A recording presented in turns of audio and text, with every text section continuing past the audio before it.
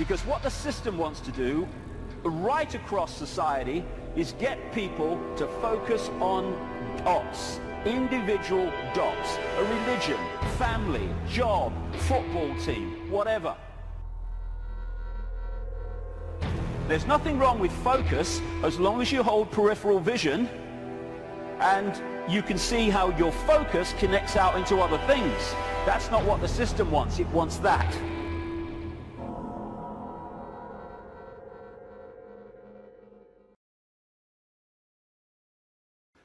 And as you're trying to go through the maze we call life, the control system has set up endless ways to divert us, confuse us, and to keep us from the understanding that would set us free.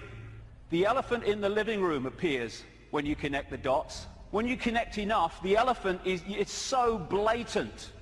But when the dots are unconnected, there's no elephant there because you can't see it. And that elephant in the living room is that there is a multi-level conspiracy, and it is multi-level, to enslave humanity in like a global concentration camp. The trick is to make sure the slaves don't realize they're slaves, so they don't do anything about their slavery. Freedom on a level, like I say, that we can't even begin to imagine from the perception of awareness that we've had so far. We perceive just a fraction of what freedom is, even when we talk about freedom. And we can break out of this. We can break out of this maze, this vibrational prison that we've been encased in. But to do that, as I said at the start, we have to stop doing what has put us in there. And that is conforming to the world that we are told the world is. Stop being in the herd. Stop being in the box, because there is another way. And if we don't take another way, I'm not saying the other way, we live in all possibility, but if we don't take another way from the way we've taken this far, how can anything change? It can't. If you always do what you've always done, you'll always get what you've always got. Real simple.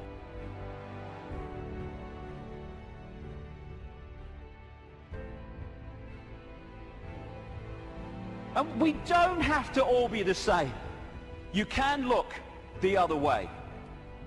You don't have to be a faceless person in a faceless crowd. It's not compulsory. You can express your uniqueness. You don't have to do what everybody else does just because they do it and we're frightened of conforming. And sometimes the choice of not conforming can actually save us a lot of grief.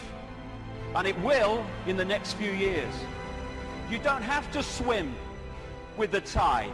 You can swim the other way. It's possible. You were born an original. Don't die a copy. But how many people do? Because they fear not being like everyone else is because of the comeback from those people. Truth does not change because it is or is not believed by the majority of the people. Everybody knows that, mate. Everyone knows that's rubbish. Well, I don't know it's rubbish. That's one less than everyone. We've made a start. As Gandhi said, even if you're in a minority of one, the truth is still the truth.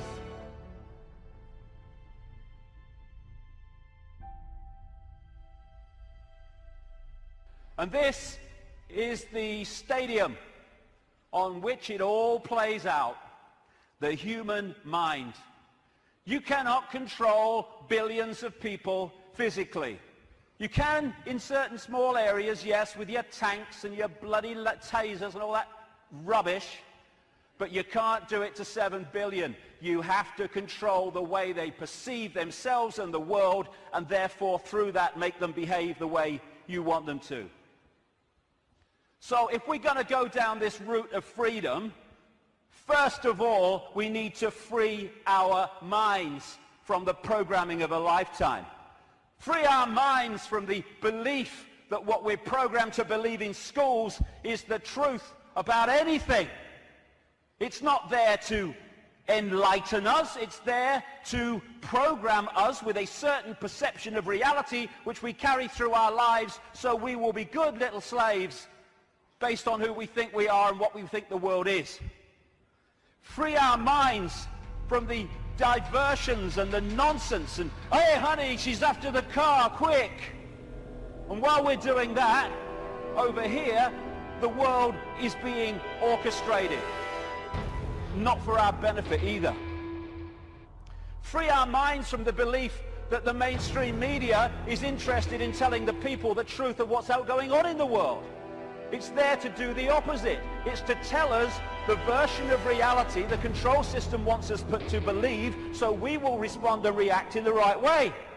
Free our minds from the fake change people. I mean, crikey, is there a politician that's actually campaigning anymore that's not saying they stand for change? Change? Yes, I'll tell you what the change is. It's one guy claiming to be change, controlled by the same force that controlled the previous guy. Free our minds from the fake, fraudulent, false flag terrorist events created by the same control system that then tells you how the world must change to save us from the terrorism that they had covertly created. Free our minds from the front men for this control system who are put up to frighten us into accepting changes in society, surveillance and control to save us from people who are front men for the very system that says, let me save you from him.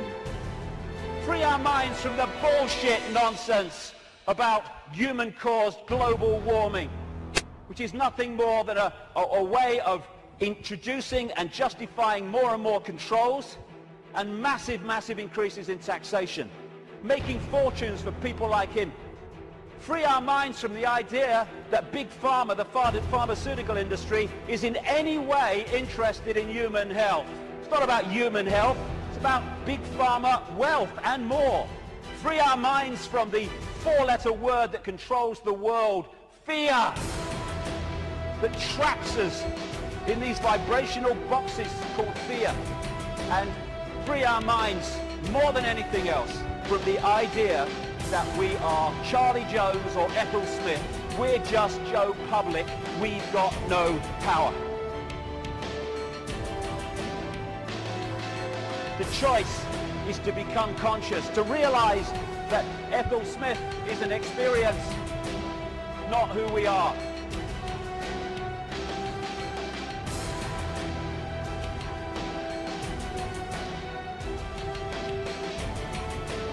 And yet so many people are still saying, well, it looks all right to me.